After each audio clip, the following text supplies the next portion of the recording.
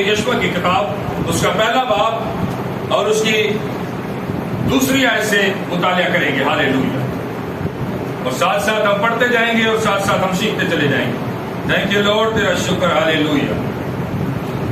خداوند کے کلام میں یوں لکھا ہے، میرا بندہ موسیٰ مر گیا ہے، جی سو اب تو اٹھ اور ان سب لوگوں کو ساتھ لے کر اس یردن کے پار اس ملک میں جا. میرے عزیزو، ہوا یہاں پر یہ ہے کہ موسیٰ جو ہے وہ بنی اسرائیل قوم کو مصریوں کی غلامی سے نکال کر خداوند کے حکم سے لایا ہے.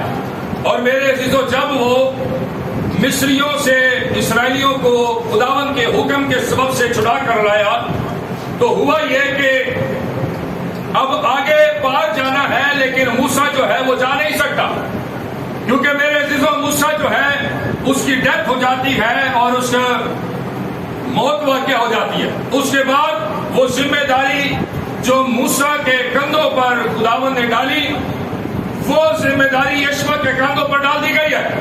اور میرے عزیزو، اب یشوع کے لیے کچھ باتیں یہاں بائبل مقدس میں لکھی گئی ہیں. اور وہ کیا لکھی گئی؟ پڑھیے گا بھائی. میرا بندہ موسیٰ مر گیا ہے، جی. سو اب تم اٹھ اور ان سب لوگوں کو ساتھ لے کر اس یردن کے پار اس ملک. میرے عزیزو، بائبل مقدس یہ بتاتی ہے کہ خدا انسان کے کندھوں پر، انسان کے اوپر، کوئی مائک کھلا، انسان کے اوپر، انسان کے کاندھوں پر. تھینک یو لارڈ، تیرا شکر ہے. جی، بائبل مقدس یہاں پر ہمیں یہ بتاتی اور سکھاتی ہے کہ خدا جو ہے وہ انسان کے اوپر ذمہ داری ڈالتا ہے اپنے کام کی. خدا جو ہے وہ انسان کے اوپر، جس طرح اس نے موسیٰ کے اوپر ذمہ داری ڈالی اور بڑا کام اس کے سپرد کیا، اور وہ بڑا کام یہ تھا کہ وہ اسرائیلیوں کو ملک مصر کے اندر سے نکال کر لائے. اور میرے عزیزو، اسی طرح اس نے آگے وہی ذمہ داری یشوع کو سونپی ہے. اور پھر یشوع کی بابت لکھا ہے کہ میرا بندہ موسیٰ مر گیا ہے. اب یشوع خداوند اس سے فرماتا ہے. جی پڑھیے گا بھائی. سو اب تو اٹھ اور ان سبوں کو ساتھ لے کر اس یردن کے پار اس ملک میں جا. اب تو ایسا کر، اٹھ اور ان سب کو لے کر اس ملک میں جا جو ملک میں موسیٰ کو کہا تھا دینے کا کہ اسرائیلی قوم کو دوں گا. وہ ملک جو میں نے ابراہیم سے وعدہ کیا تھا کہ میں اس کی قوم کو وہ ملک دوں گا، اس کے اندر تو ایسا کر کے اس قوم کو لے کر چل. میرے عزیزو، یشوع کے کندھوں کے اوپر یہ ذمہ داری ڈالی گئی ہے. جی بھائی آگے پڑھیے گا. جسے میں ان کو یعنی بنی اسرائیل کو دیتا ہوں. جی. جس جگہ تمہارے پاؤں کا تلوا ٹکے، اس کو جیسا میں نے موسیٰ سے کہا میں تم کو دیا ہے. بائبل مقدس میں لکھا ہے کہ خدا نے اس سے فرمایا کہ جو آئیں گی، جو باتیں میں تجھے بتا رہا ہوں، دے رہا ہوں، اس پر احتیاط کر کے تو نے عمل کرنا ہے اور ساری بنی اسرائیل قوم نے عمل کرنا ہے. اور جب تم عمل کرو گے تو اس کے باعث جو ہے وہ تمہیں ایک اچھی زمین، اچھی جگہ ملے گی. میرے عزیزو، آج خدا ہماری زندگیوں کے اوپر، ہمارے اوپر ذمہ داری ڈالتا ہے. میرے عزیزو، کچھ ذمہ داریاں ہوتی ہیں جو انسان دنیاوی طور پر جسمانی اعتبار سے نبھاتا ہے. وہ ذمہ داریاں یہ ہوتی ہیں کہ اگر جب بچے چھوٹے ہوتے ہیں تو والدین کے کاندھوں پر یہ ذمہ داری ہوتی ہے کہ وہ بچوں کی کیا کریں، اچھی پرورش کریں، ان کے تربیت دیں، انہیں نصیحت کریں اور انہیں بائبل مقدس کی باتیں سکھانے کے ساتھ ساتھ دنیاوی تعلیم بھی دلائیں. آمین.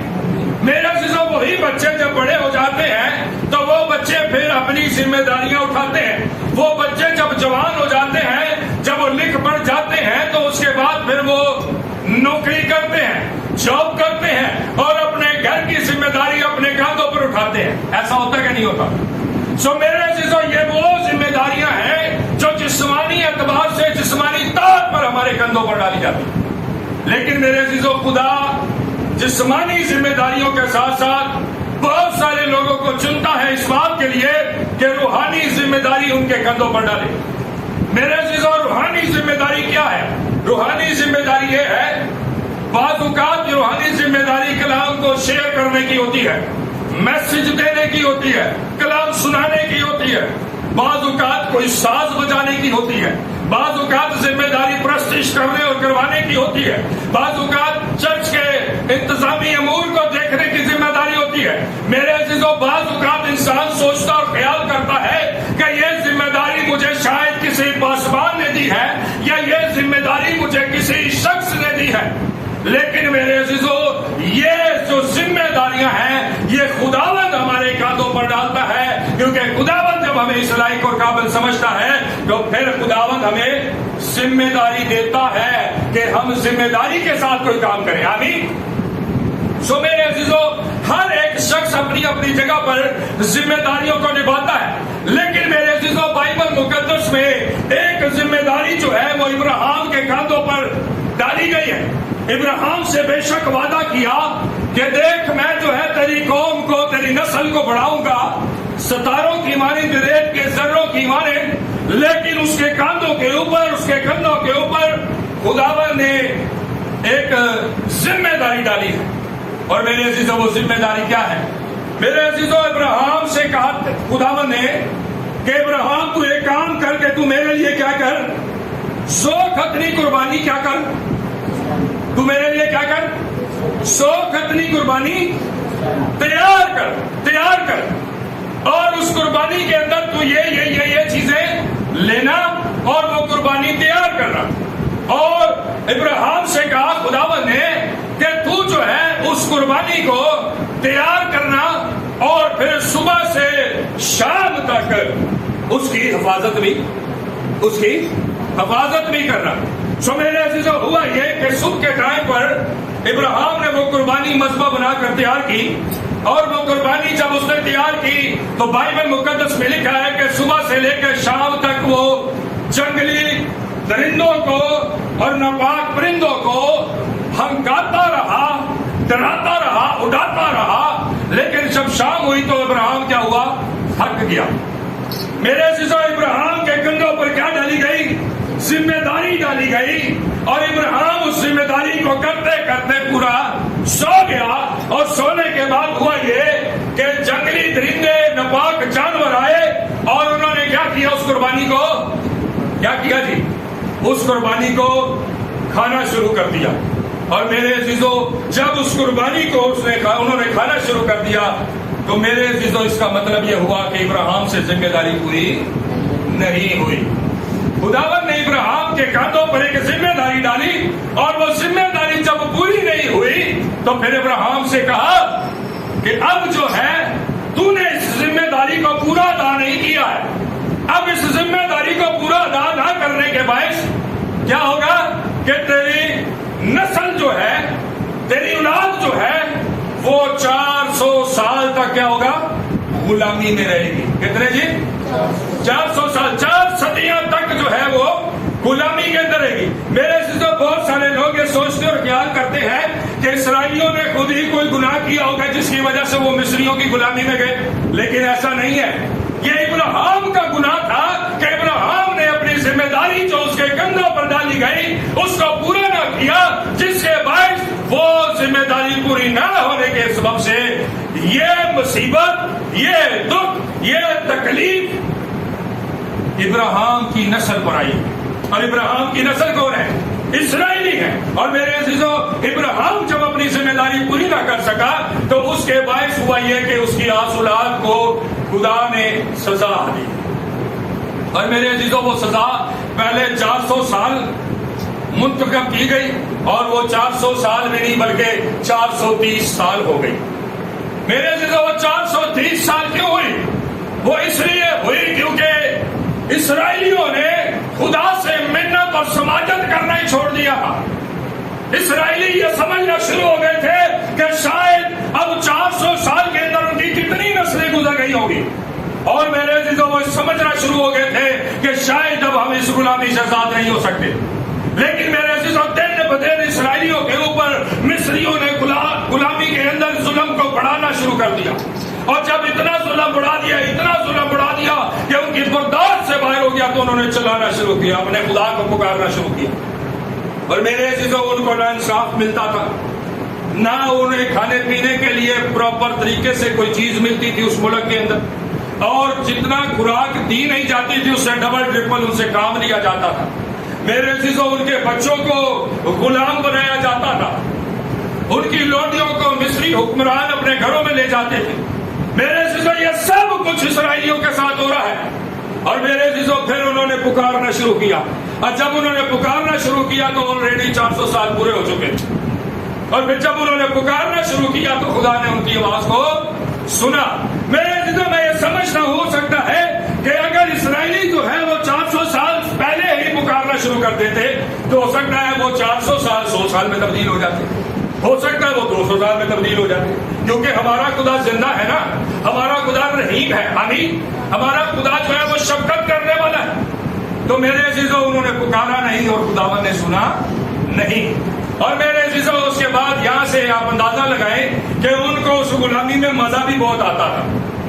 مزہ اس لیے آتا تھا کیونکہ جب بیابان کے اندر جاتے ہیں تو من اور بٹیرے کھاتے ہیں, لیکن موسیٰ کو کیا کہتے ہیں کہ موسیٰ ہم یہ گوشت اور بٹیرے کھا کھا کے تنگ آ گئے ہیں.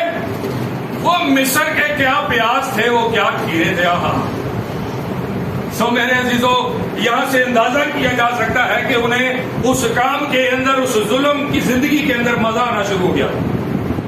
سو میرے عزیزو ہوا یہ کہ جب ذمہ داری کس نے, ایک شخص نے پوری نہیں کی. کتنے لوگوں نے؟ ایک شخص نے ذمہ داری پوری نہیں کی ہے. اور میرے عزیزو جب کوئی شخص جس کے اوپر خدا ذمہ داری ڈالتا ہے, چاہے وہ جسمانی طور پر آپ کے گھر کی, آپ کے بچوں کی ہو تو بھی, اور اگر وہ روحانی طور پر بھی ہو تو بھی, میرے عزیزو اگر ہم اس ذمہ داری کو پورا نہیں کرتے, اس ذمہ داری کو پورے طور پر نہیں نبھاتے, تو یاد رکھیں کہ اس کے عوض, اس کے برعکس ہم خدا کی ذمہ داری کو جب چھوڑ کر اپنی ذمہ داریوں میں لگ جاتے ہیں تو پھر خدا اگر اسرائیلیوں کو سزا دیتا ہے, اگر ابراہیم کو نہیں چھوڑتا, اگر نبیوں کو نہیں چھوڑتا تو کیا خیال ہے ہمیں چھوڑ دے گا, ہمیں چھوڑ دے گا. تو بائبل مقدس میں کیا لکھا ہے کہ جو خدمت تمہیں سونپی گئی ہے اسے کیسے نہ کرو, لاچاری سے نہ کرو, ٹوٹے دل دے نال نہ کرو. میرے عزیزو وہ ذمہ داری جو ہمارے کندھوں پر ڈالی جاتی ہے, خدا ہم پر ٹرسٹ کرتا ہے, خدا ہم پر بھروسہ کرتا ہے. میرے عزیزو اگر کوئی شخص جو ہے اسے اگر کوئی دوسرا شخص اپنے گھر کی چابی دے دیتا ہے, بھائی جی اسی جا رہے ہیں, ایک گھر کی چابی ہے, فلانا بچہ یا فلانا بندہ آئے گا تو یہ لوگ دے دو, کیا خیال ہے یہ ذمہ داری ہے کہ نہیں؟ یہ ذمہ داری کسے دی جاتی ہے؟ اسے جس کے اوپر ٹرسٹ کیا جاتا ہے, جس کے اوپر بھروسہ کیا جاتا ہے. بند کر دے اس کو, بند کر دے.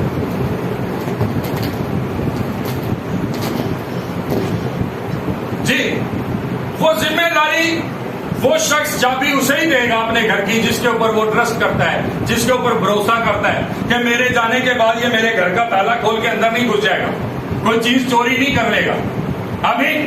میرے عزیزو اسی طرح خدا جو ہے اپنے لوگوں کے اوپر جب ذمہ داری دیتا ہے تو اس کا مطلب یہ کہ خدا ہم پر ٹرسٹ کرتا ہے, خدا ہم پر بھروسہ کرتا ہے. اور جب خداوند ہم پر ٹرسٹ کرتا ہے, خداوند ہم پر بھروسہ کرتا ہے, تو اگر ہم اس کے ٹرسٹ کو اور بھروسے کو توڑتے ہیں تو پھر یاد رکھیے میرے عزیزو سزا کے لیے, بڑی سزا کے لیے تیار ہے. بعض اوقات ہم اپنی مشکلوں, اپنی پریشانیوں میں پھنسے رہتے ہیں اور بہت سارے خادمین سے, خدا کے لوگوں سے دعائیں کرواتے ہیں, لیکن میرے عزیزو وہ پریشانیاں, وہ دکھ, وہ تکلیفیں ہماری زندگی سے نہیں جاری ہوتی. اس لیے شاید ہم نے کیونکہ ذمہ داریوں کو, خدا کی وہ ذمہ داری جو ہمارے کاندھوں پر ڈالی جاتی ہے, ہم شاید اس کو پورا نہیں کرتے. جب میرے عزیزو ہم اس ذمہ داری کو پورا نہیں کرتے تو پھر ہمیں سزا ملنی ضرور ہے, اور وہ سزا کبھی بھی مل سکتی ہے, اور وہ سزا ہو سکتا ہے ہمیں مل جائے, ہو سکتا ہے وہ سزا ہمارے آسولاد کو مل جائے, کیونکہ ابراہیم کی آسولاد کو سزا ملی ہے. ابراہیم کو سزا تو نہیں ملی, لیکن اس کی آسولاد جو ہے وہ اس کے اندر پھنسی ہے. سو میرے عزیزو ہو سکتا ہے کہ خدا وہ ذمہ داری جو ہمیں دیتا ہے ہم اسے لاچاری سے کرتے ہو, ٹوٹے دل سے کرتے ہو. ہاں اب ذمہ داری اٹھائی ایسے کرنا تو ہے. میرے عزیزو جو ذمہ داری خداوند نے آپ کے کندھوں پر ڈالی ہے, جو ذمہ داری آپ کو سونپی ہے, اسے خوشی سے ادا کریں, نہ کہ لاچاری سے. خوشی سے اسے ادا کریں, خوشی سے اسے پورا کریں, تاکہ اس سے خدا خوش ہو. ہاللیلویا. میرے عزیزو یشوع کے بارے میں دیکھتے ہیں. یہاں پر ہم نے ابراہیم کے بارے میں تو دیکھا جس نے ذمہ داری کو پورا نہیں کیا، نہ کر سکا، لیکن اس کے بعد ہم دیکھتے ہیں کہ یشوع کیا ہے، اس کے بارے میں کیا لکھا. جی پڑھیے گا. بیابان کو اس لبنان سے لے کر بڑے دریا یعنی دریائے فرات تک، مٹیوں کا سارا ملک اور مغرب کی طرف سمندر تک تمہاری حد ہوگی.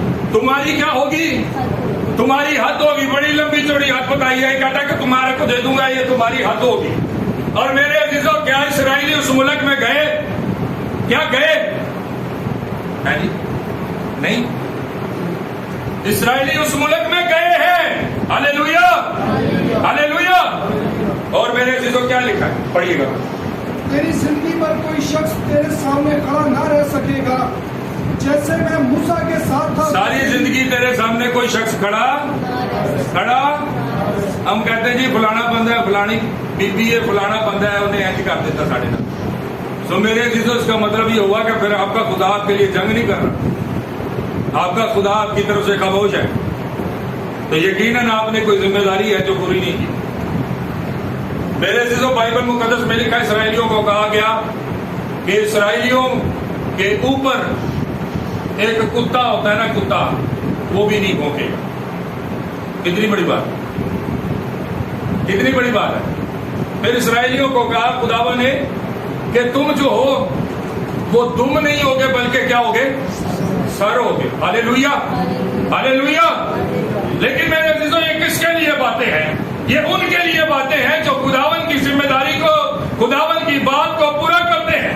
اور میرے عزیزو یہاں یشوع کو بھی ایک ذمہ داری 7ویں آیت سے پڑھیں گے، ایک ذمہ داری سونپی گئی ہے اور آج ہمیں بھی وہ ذمہ داری دی جا رہی ہے. جی تو فقط مضبوط اور نہایت دلیر ہو جا. تو فقط مضبوط ہو جا اور نہایت دلیر ہو جا. میرے عزیزو یہ میری اور آپ کے لیے ہے. ہمیں مضبوط ہونے کی ضرورت ہے اور دلیر ہونے کی ضرورت ہے. جی دلیر ہو جا کے احتیاط رکھ کر اس ساری شریعت پر، احتیاط رکھ کر ہمیں کس پر عمل کرنا ہے؟